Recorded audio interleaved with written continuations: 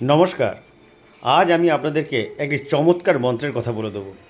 এটি একটি শক্তিশালী মন্ত্র। এই মন্ত্রটি টানা শ্রাবণ মাসে আপনি পাঠ করে যান, জপ করে যান। যখন খুশি, যেখানে খুশি আপনি পাঠ করুন। শিব মন্দিরে করলে তো অবশ্যই খুব সুন্দর। 108 বার করে পাঠ করুন, 28 বার পাঠ করুন। যখন মনে হবে তখন পাঠ করুন। মন্ত্রটা অত্যন্ত একটি কার্যকরী মন্ত্র। এই মন্ত্রটি পাঠ করলে আপনার জীবন থেকে সমস্ত দুর্ভোগ উঠে যাবে এবং মানসিক শান্তি পাবেন, আর্থিক দিক দিয়ে শান্তি পাবেন, পারিবারিক শান্তি পাবেন এবং সুখী দাম্পত্য জীবন লাভ করবেন। এই মন্ত্রটির এতটা পাওয়ার রয়েছে। মন্ত্রটি প্রচণ্ড গুরুত্বপূর্ণ একটি মন্ত্র।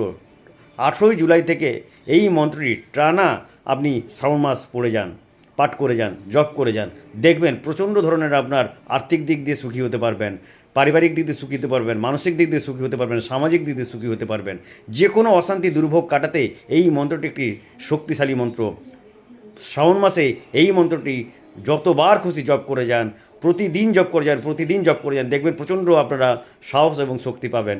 নমস্কার, ভালো থাকবেন।